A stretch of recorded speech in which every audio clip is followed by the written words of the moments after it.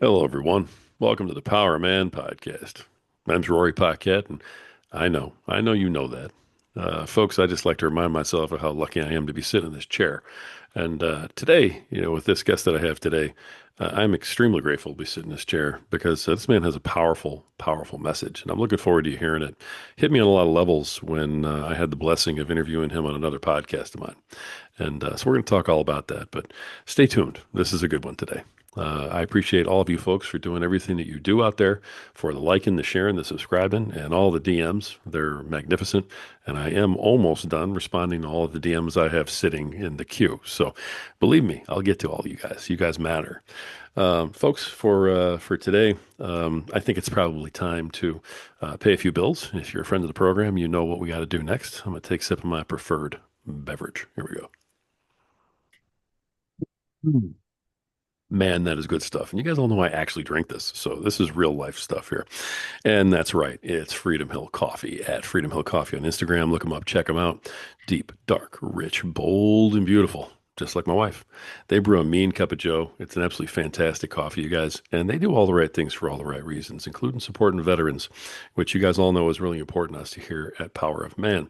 If you're a veteran, I want to thank you and your family for your sacrifice, for doing everything that you've done. Because if you're not doing what you're doing, I don't get to sit here and have the opinions I have and talk about the things that I talk about, not without what you went out and fought for. So you are vital to this program, and we're glad that you have found a home here with us at the Power Man Podcast. We love you. Folks, so does Freedom Hill Coffee. Look them up and check them out at Freedom Hill Coffee on Instagram. Tell them Power of Man sent you. All right, let me get one more sip of this so I can keep up with this young buck on the other side of the table from me. I'm pretty sure he's getting ready to run rings around me. So he's laughing right now because he knows he's about ready to kick my butt. Here we go. All righty. Please welcome to the show. He's a business owner. He's an author. He's a public speaker. He's got one heck of a story. He is the author of the book Restored by the Storm, Navigating Through Life's Unexpected Challenges. Please welcome Bill Derrick. Bill, how you doing, brother? I'm doing great, Rory. It's great to be on the show with you. Thank you so much. I really appreciate you coming here. I was telling you beforehand, but I want to make sure everybody else hears this too. I was absolutely blessed to have you come on my show, step up to the mic. You delivered one heck of a talk. I mean, it was great.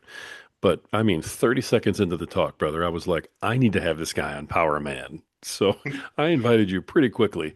And I just want to thank you for coming on here to go a little more in depth and tell your story. Means a lot. And I'm going to get out of the way now, and I'm going to let you start wherever you would like, and fill our folks in. Who is Bill Derrick, and what are you about, brother? Well, first of all, on the personal side, I'm married. I have a wife. We just celebrated our 45th wedding anniversary last Saturday. Wow, And congrats! That's awesome. yes, and we have four adult children and seven grandchildren. Family is central to our lives. And we just, I'm just very blessed to have the woman I have as a spouse, as my wife. She's beautiful inside and out, and don't know if she'll listen to the podcast and hear that, but Always anyway, good to cover your bases. yes, that's right. Uh, yeah, family is central to our life. So, I mean, that's where I'm at today. Um, you know, I um, I was in control. Um, I was one of those guys that a lot of us are just, we got life under control. We uh, we know where we're going to go. We got plans and we know it'll work out because we're in control. And I was like that. Um, I probably was not very empathetic to those that would have difficulties in life. It's kind of like, hey, you just, as a businessman, I'd always say, well, it's real easy. You just find a product people want, you sell it, put the right price on it, perform, collect the money, put the money in the bank. Uh, it couldn't be any more simpler. Um, anyway, my background education wise, I'm a have a bachelor's in civil engineering and a master's in business. And so business was always, whether it was construction, engineering, or whatever, it's always that type of thing for me. And I came to the family business, construction and land development business in Western Wisconsin in 1988. I was very successful where I was, and I was on a very much a upward mobile track. But something about coming to the family business and being an owner and being one of the leaders with two of my brothers and another gentleman, and my father was still here. He was the founder of the company. That attracted me. And I liked the idea of being able to control where we were going. And we were very successful. Uh, we grew through the 90s. We grew into the turn of the century. We were buying a lot of land because we were making a lot of money on our construction stuff. So we just plowed that money into land and for development, both residential and commercial industrial. Bought some buildings, commercial buildings with a couple other people, and things like that. We were having a good time. And then all of a sudden, the recession hit. Hmm. And the experts, um, and there is no such thing as experts, but the experts said, yeah, we're going to probably see about a 6 month downturn in the residential market. And then, probably go down about 10% and then it will come back. Well, we all know that wasn't right. And the recession officially ended in the fall of 2009. But for us, it continued on in our industry and our market. It was 5 years of just tough, tough stuff. Um, During this time, I think I had to learn that I wasn't in control like I thought I was. It's the old saying that I was in control until I wasn't. And now all of a sudden, the bankers were no longer our partners. They wanted to know how we're going to pay them back. A lot of stress, just tough times. And God worked on me during this time.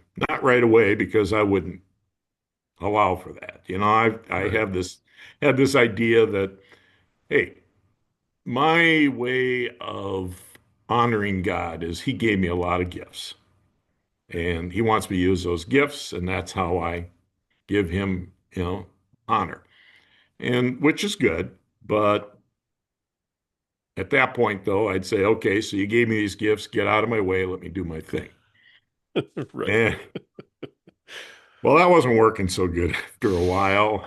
And uh, I use the analogy in my introductory of my book. I kind of say it was like God took one of my 2x6s and just hit me over it upside the head and just say, you need to listen, you need to learn. And He worked on me during this time. Uh, I had a gentleman who I did a radio interview for. Um, he he asked me the question. He said, "This is all good stuff." He said, were you thinking of this stuff as it happened, or did it happen, or is it more of that retrospective of as you're writing this stuff down?" Yeah. And I said, "Well, I wish I could tell you that on a daily basis I could hear God talking to me and that I could understand what was going on and I could see where He was working in my life. But no, I wasn't that good. I mean, it was looking back, and I can see these things now and how He was working in my life and how He was, basically, a lump of clay that I thought was finished going into this. That really was still just a lump of clay that needed to be formed yet.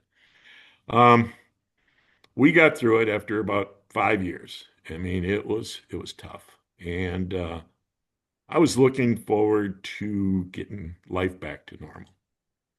But I don't think I quite understand that when you go through these, what I call storms in life, those type of storms that are gut wrenching, drive you to your knees type storms, There's no such thing as going back to normal. There is no going back. Yeah. It will change you. And the question is it for the better? Well, I found out real quickly where I stood because if our storm ended, let's say in 2012, and things were kind of getting better, 2013, I was diagnosed with a non-curable blood cancer called multiple myeloma. I mean, wow.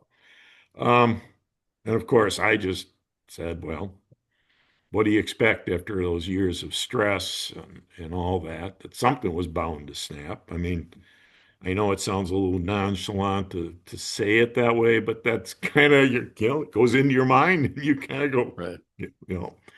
And but when I was diagnosed, it was an interesting deal because sitting with my doctor at the time, the hematologist at the time I had, and he said, your reaction is not normal from a standpoint of, I'm telling you, you have a malignancy that could kill you, and it does kill people. Um, and you're kind of, you know, you're not reacting very strongly about it. And I guess the reason why is because all of a sudden I realized why God put me through 5 years of, if I could use the term, hell with our business was to get prepare my heart, mind, and soul for what really laid ahead. And I'm not saying I was ready to be diagnosed with a non-curable cancer. However, Sure. I was ready to take it on. And so we took it on, and uh, there was radiation, there was chemotherapy, and finally in 2016, in the summer, I had a stem cell transplant at Mayo Clinic. All my doctoring was at Mayo Clinic at this point, world-class doctors. Uh, and I came out of that and I was better. Um, and then in the late winter of 2018, I went to uh, Israel with my wife and another group and had an opportunity to pray at the Western Wall while we were there in Jerusalem towards the Wow. end of our trip. You know, like everybody that goes there, they put their prayer on a little piece of paper and fold it up. You put it in the cracks of those stones, those huge stones that are there, and put my hand on the wall. And I said, Lord, um, please help me with my health and show me what you want me to do. And it was a warm day, 70 degrees, beautiful day. My hand was stuck to the wall as I just had my head bowed and was in deep prayer. And I could tell you that he said, basically, I'll take care of you. You just make sure you do what I want you to do. And that's kind of what I heard. Whether you want to call it a whisper or he Yeah. put the thought in my mind or whatever. And that was important because a couple years earlier, when I was on the radiation table having radiation for a tumor I had in my back from the myeloma, um, I had this moment of prayer when I'm laying there before my first radiation where I said, Lord, I'm not in control anymore. Mm. Uh, I'm moving over. You get in the driver's seat. You take me where you want to go. So all this all comes together. And I got back from that. And at the time, I was going to Mayo once a month for checkups.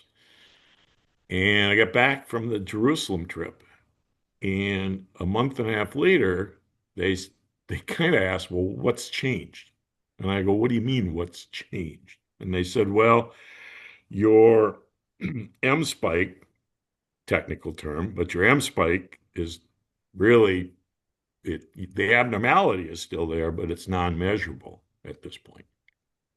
And and we're talking about remission at this point, Yeah. Wow. which they told me we'd never talk about that, when I was first diagnosed. And they said, well, it does happen where this will happen, but eventually it will come back, probably a few months later. Well, that was 2018. I am still in remission in 2000, almost 2026 now. So, Nice. um, yeah, tell me that there is no such thing as miracles.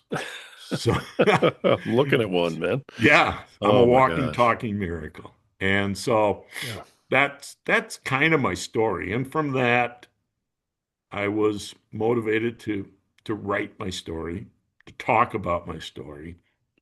I had some opportunities for some public speaking opportunities. God has gifted me with a good voice and the ability to step up in front of a crowd and not be frightened. And and now He's given me a story to tell. And the story is interesting. And how I got through everything is interesting. But what's most important to me is what I learned. And those are the lessons I want people to understand. That, the idea we think we're under control, we're in control of our lives. Well, there's a psalm that says, "Many are the plans in a man's heart, but it's basically God's will that will prevail." Right. And I tell people the old saying is if you want to make God laugh, tell him what your plans are. Right. You know? So, but that's where I've come from, and I've written a book, and I just love the opportunity to get in front of a crowd and tell them, you know, here's my story. I know there's some people in that group that are probably hurting, and I want to be able to help them. I want to make a difference in their lives. I want to be able to get on podcasts like yours, Rory, and spread the word, so to speak. Um, and just at this point in my life, making a difference in other people's lives is probably the most important thing in my life. So, I mean, there's so much to unpack with yeah, what you well, just laid out, brother. I love it. I love it. I mean, any part of your story would have made a great story, all by yeah, itself. But the fact that it just sort of keeps compounding, and yeah, compounding, and I just the recession, that whole recession time, that hits a chord in me. Most of the listeners already know. I mean, I was in real estate back then, oh, well, and you know. I I owned I owned my own independent real estate company with 5 offices in 2 states, brother. And wow, How did that work? doing this. Yeah, Right? I have one of my podcasts helps realtors now. That's yeah, you transition, but no, we lost everything. We didn't make it through like you did. You managed to yeah. somehow persevere through that. Well, we made it through by that much Yeah. and by the grace of God, Yeah. We were just on the other side of that. We missed it by that that much. much. It's the old Maxwell Smart, right? We Yep, missed it by that that much. much. You Yep, got it. And it just, we ended up having to cash it in. And we just came up a little short to do it for another 4 years and couldn't in the end. But this is not my story, it's yours. But because I hear that, I understand how brutal just that part of the story is. Um, it was then brutal. having a mother who went through cancer that a lot of my, listeners know, a very rare form, and everything that happened there. I have a lot of, sort of understanding of the process from out Sure. here. I've never had to deal with it like you have, the way that you've done it. I understand very well the mentality of having to be a father and a husband and a provider during the first part of the story when the business is facing what it's facing and you have to, put everything you have into the grind. I cannot even fathom what it's like being a father and a husband and a provider looking into the unknown like that and having to face what you faced. How did you get through that part? Well, yeah. So the hematologist that I was seeing when I was diagnosed, local cancer center, uh, and I did a bone marrow biopsy earlier in the week. This was Thanksgiving of 2013. Mm, And we don't want to talk about the bone marrow biopsy. It's not a pleasant experience. right. But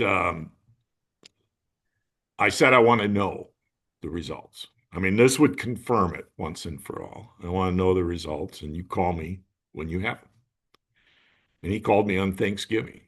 It was late in the afternoon, and my cell phone went off. I looked and I saw it was my hematologist. And so I went in the other room and motioned to Jeannie, and she came in there with me. And he said, "Yeah, I just calling out of courtesy because you asked me to. And it is multiple myeloma. Uh, and we can talk more tomorrow at the appointment you have with me." And and we went in the other room, and we had our four adult children there, and probably maybe a girlfriend or a spouse or two at the time. I don't remember. Um, but I let them know what was going on. Wow, you did. Yeah, and on Thanksgiving, and um, it was an interesting reaction, and I talk a little bit about it in my book. I mean, there was the there was one of our sons was he was kind of upset. He was kind of like, well, what are they going to do about it? Type of attitude. Yeah, And I said, well, they don't do a lot right away. They just kind of monitor it, and there's not a lot of treatments yet for it, and they don't want your body to build up immunity to the treatments and, all this stuff. And quite frankly, we have two boys, two girls, and so there was a lot of range of emotion going on. And, you know, my eyes started getting a little sweaty like they tend to do, if you know what I mean. for sure. And I just said, you know, we're going to get through this. I don't know how, I don't know, I don't know what the future is, but we're going to get through it. And all we want from you is your prayers and support. And Jeannie and your mom and I are just gonna, we're gonna take it from here with God's help. We'll get through this. And that's, you know, that was, pretty powerful there. I'm gonna tell you that to get through something like this, uh, you need to have a good caregiver. Um, and I'm not sure what it looks like if I didn't have my wife through this whole thing. I mean, she fought for me on many occasions, and she's a she's one of those note takers. I mean, when I go to an appointment, I go to Mayo now every 3 months, see my hematologist, and so we've grown, have a pretty good relationship. Dr. Gertz is a pretty black and white type of guy. Uh, he he doesn't like talk personal stuff with, a lot, but Right. he pretty black and white, but he's kind of come to really love and appreciate my wife, Jeannie. And I went there, I don't know, a few months ago for an appointment. Jeannie couldn't make it, probably one of the few she hasn't. And he comes into the room and he goes, "Where's Mrs. Derrick?" And she couldn't make it. He said, "Well, who's going to take notes?" I'm not trusting you to do it. So Yeah. And is she and on the then he phone? goes, "Do you have a list of questions with you today?" So that's what we're talking about, though. It's kind of funny, but yet she has just been by my side the whole time. Yeah. And, when I went through that stem cell transplant, I mean, that's basically taking your body down to zero and coming back, Mm, near death and come back in so many ways. I mean, you lose all your immunity. Losing your hair is not a big deal because you lose your hair, but fine, but you feel like terrible and yeah. you have no immunity. You're wearing a mask all the time, and you're kind of the walking dead at that point. And hopefully after, a couple of weeks, things start to come back. But it's like, for me, it was like having the flu for 6 months or 6 weeks, excuse me. And it just, you know, I was out of work for 4 months. But as a father, as a husband, um, maybe in the terms that we define husbands at, it was hard to be a good husband at that point. I was a needy husband at that point. Sure. Yeah. And man, she took care of me.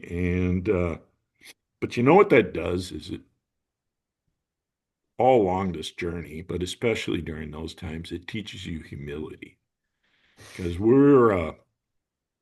most men are taught that, as men, husbands, fathers, we got to be tough. You know, buck up, and all that. Right. But that taught me humility that I needed someone else really, really bad at that moment. And my wife was to the task. And, when we take our vows and we say for better or for worse, in sickness and in health, um, I've since learned about people out there that when stuff like this happens, the one spouse says, I didn't sign up for this. And they leave Yeah. or whatever. Uh, Jeannie took it very seriously. And so I think it's helped me be a better husband. Now she'll say there's still lots of room for improvement, but I think She's it's taking notes. So yeah. yeah. Well, you know, but it's taught me appreciation for it. My problem sometimes is probably how do you show that appreciation? And I know people would say, well, it's easy. You just, no, I don't know if it's that easy. Sometimes, you go through the mundane life and things like that. And, when was the last time you said, hey, remember back when you did this for me? I just want to let you know once again, I really appreciate that. And, so as far as a parent, um, my kids, they're, it's like dad's got cancer. We know that, but it's almost like the success I've had, with the remission.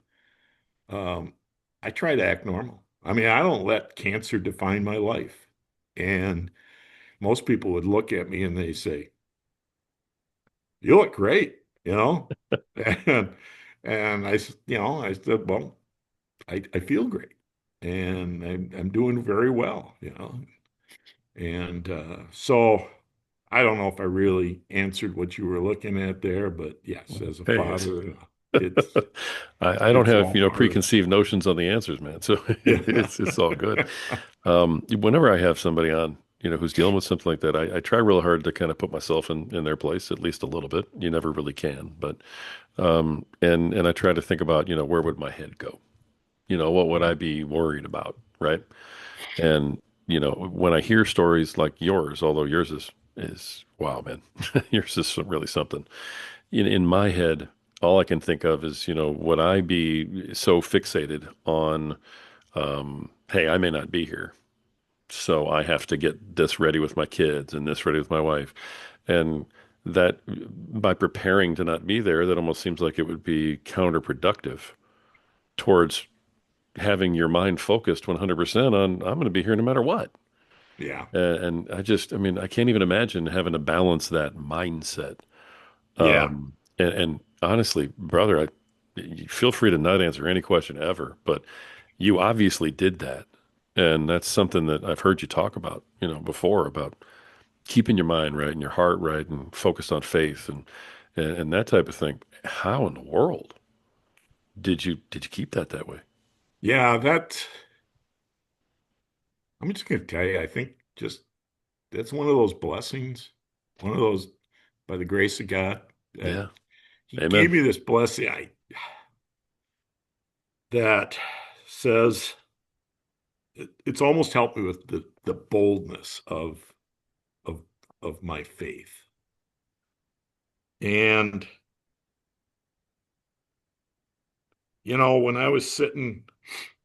when I was laying on that radiation table way back when, and I prayed to my Lord to say, "You drive." I think that was the moment where I kind of went from being a fan of Jesus to a follower. And I think that our our Lord asks us, if you're a follower, then step out and be bold. And don't be afraid to let people see it on your sleeve or whatever, so to speak. And people, I'm not saying that I sit in my office here and at work and somebody comes in and I said, hey, I got another Jesus story I want to tell you. No, it's not like that. But they also know that, well, let's put it this way.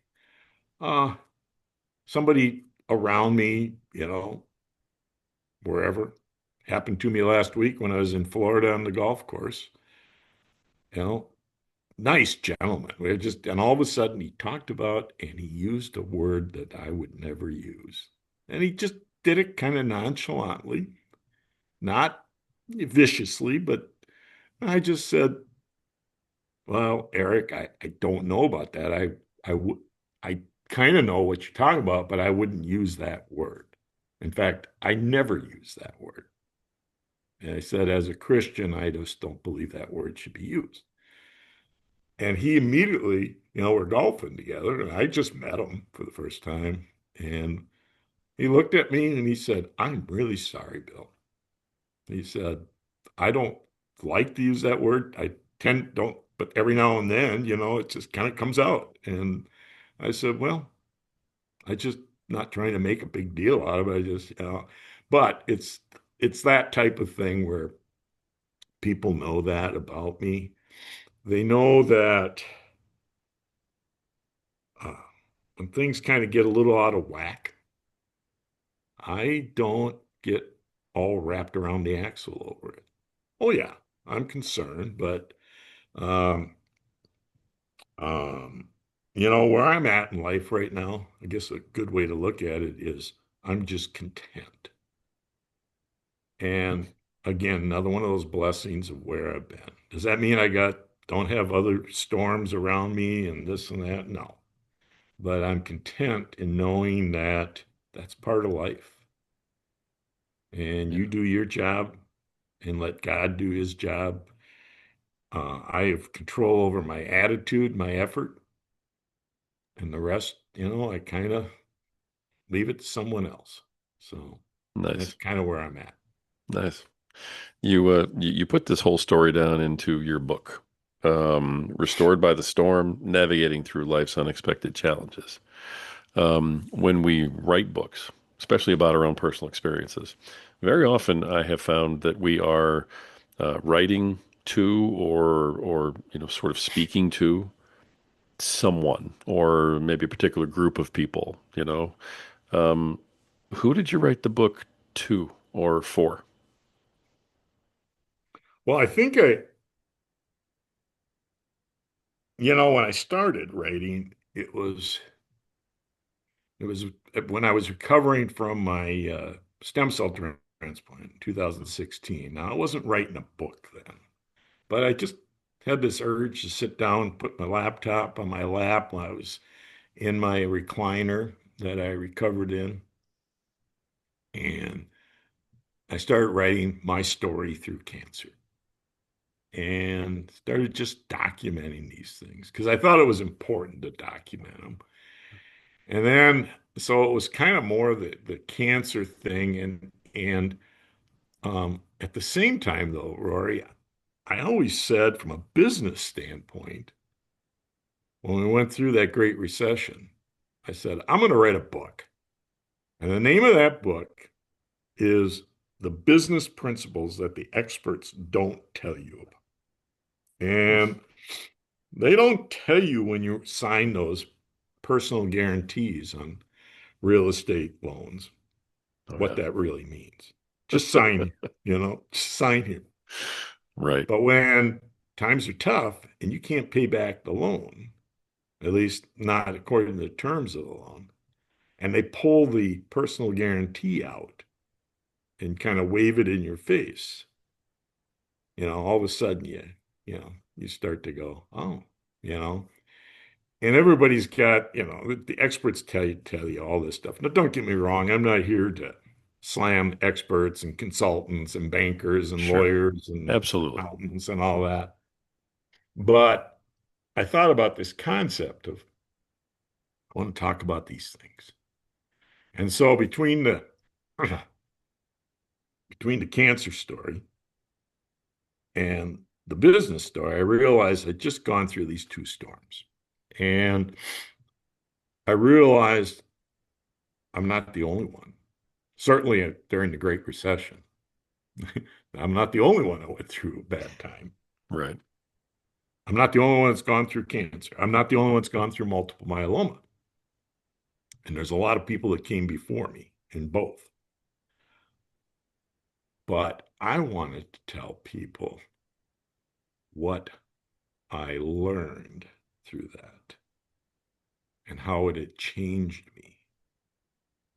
And I wanted to inspire and give hope to others who were going through the same thing or something similar.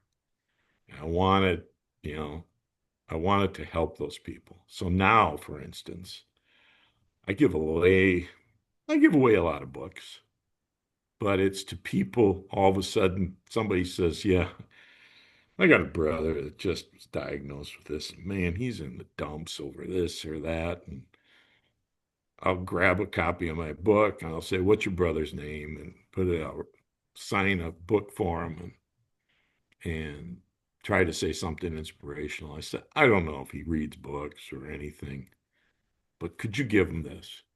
I wrote this book for him." And that's just the way I feel. It's that there's people that I'm going to meet along the way that are hurting and need to hear my story to inspire them and give them hope. Yeah. I mean, I love that. You've mentioned a couple of times, talking about what you've learned. Now, I don't want to give away the secret sauce to the book. Is there any of that you want to share today in terms of maybe something that you've learned, or hey, do we want to keep that for the Well, book and I that's why can they should go I get it? can I can tell a few things in general. Okay. Um, One of the hard things when you go through a bad storm, the gut wrenching, drive you to your knee type storm, Yeah.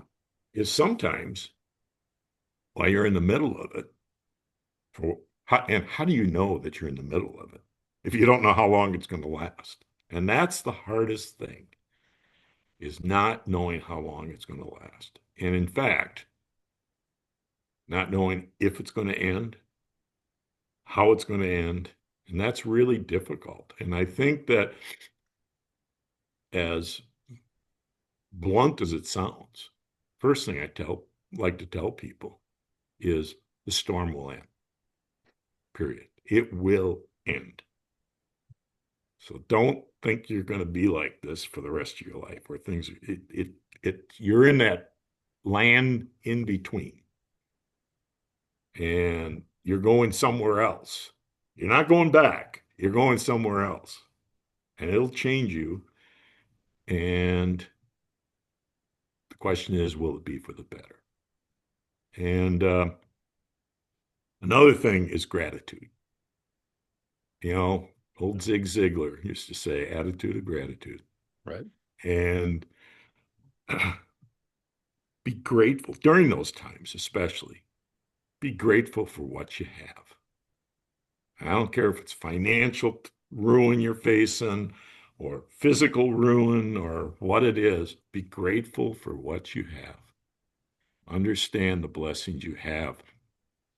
Some of us, we spend our life wanting what everybody else has. And that's a whole nother podcast. Right. That's a different episode. But, and we forget to be thankful for what we have. And during those tough times, if you can spend time being grateful for what you have, and in my case, I can still remember when we were going through that financial stuff, coming home sometimes at night and put my arms around Jeannie and I actually crying and just saying, I am sorry. We may lose some things here that we just are given. And she said, we came to the realization that, wait a minute, we're still going to have those things that are most important. And that's, I think, important for when you're going through the storm. And, you know, there's other things, but I think to me, those are certainly two of the most important. The storm will end and be grateful, you know? Yeah. Rory, we go through life, we start to accumulate stuff, and it's really important stuff. You know what I mean? It's really important. Oh yeah. And after a while, that stuff really, it's not that important. Really, what it is baggage that you have to drag around through life. And is it Yeah. really that important? So I'm just saying. I mean, that's very insightful, and man, that's so true. I wish we could realize these things when we're younger and we can use them a little bit more, but it does Yeah. take a little Well, while for yeah. Should that we to talk about sink the good old days in. That's that no one ever told us we were in the good old days when we were in the good old days? exactly right. So then I say, so why do you think the good old days aren't yet to come? Just a thought, Yeah, that's back to being especially grateful after again. coming out of a storm. Yeah, right on. I love the perspective. Brother, I don't know how in the world you've done this, except that I know from talking to you that your faith is incredibly strong, and that the support of your wife and family were huge in doing this, Yes. and I love that for you. There are people out there right now who are struggling with whatever it is they're struggling with. Maybe they're Mhm. struggling with a health issue. They're struggling keeping their families together. They're struggling with impending divorce, with relationships with their kids, with the economy, jobs, the whole bit. One thing I think that happens is when we hear a story like yours, it puts things in perspective for us a little bit. And I think it's one of the reasons why, I love having you come on here and tell this story. By the same token, when you're hit with something like you got hit with, and when these people are hit with what they get hit with, it still is very personal to you, right? And so it doesn't really matter Yes. what anybody else is going through because you still have to deal with Yes. you. So let me kind of, as we start to wrap this up for the sake of time, I know you've got a lot of things you got to do with your day to day too. So, but as we kind of start to wrap this thing up, I'd love for you to maybe tell everybody, when you realize you're in the storm, um, what are some steps maybe you can take? What's maybe a good way to start to sort of change that perspective and take a positive step forward instead of just being whipped around all over the place by the storm? Um, I think understanding, I mean, maybe a perspective of looking at where you're at. And, sometimes we fear those monsters that are in the other room that we haven't faced yet. And it's that uncertainty. And, but it's not really like that. You don't take this perspective of the whole world blowing up in front of you in your life. Take a perspective that for me, it was like, uh, what's the worst that can happen? And going from forward from there. Not that I wanted the worst to happen, but at least I put it in perspective and said, okay, let me work hard to improve upon that. I had a good friend, I wrote about it in the book, businessman, good friend that at least I consider him a friend. Uh, that I told him, I was telling him what we were going through, and he knew kind of what our company was going through, same town, and he was a businessman. And I said, the hardest thing is Um, I just don't know when and how it's going to end. And that's, I already talked about that. And he said, well, you can determine the ending. And I said, how? And he said, quit. And I go, uh, quitting's not an option. And all of a sudden I go, wow. I know I'm not the first one to say that. However, quitting is not an option.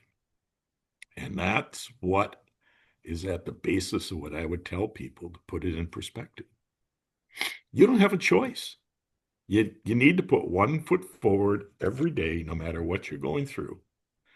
And because quitting's not an option. How many people, no, don't get me wrong, Rory, that it doesn't always work out the way you want. You Of know that. course. Absolutely. However, how many people out there say, yeah, I tried that and it didn't work? Did it not work? Did they really fail? Or did they quit too soon? Did they quit? And the question is what's around the corner? What's through that door that you're afraid to go through because you're afraid it's just more trouble. Or maybe it's the start of the end and the start of the success that you're looking for, or whatever it is. So I would just say quitting's not an option. That's huge. That's a powerful thing to remember. It is. And I love the way you phrase that. So, yeah, it really is.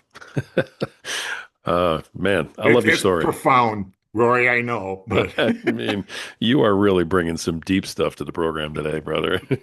Unpacking it is, that's some heavy lifting. I appreciate you so much. How can people contact you, find out more about you, find your book? okay, my book is sold wherever books are sold. So they could look on Barnes and Noble, Amazon, wherever they go for books. Um, or they can go to my website, which is billderrick.com, and you can learn more about me. You can learn how to contact me, and you can order your book right there. And I have an arrangement with bookshop.org, online book sales that works with independents. I like independent bookstores.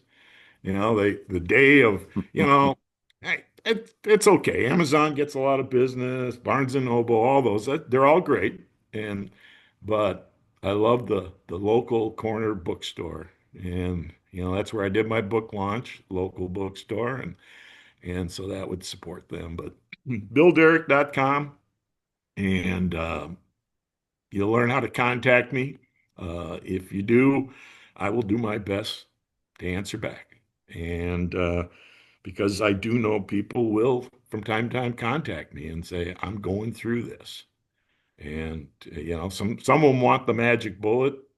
And sometimes I just need to say, hey brother, I'll pray for you. I hope you get through this. So Right on. Right on.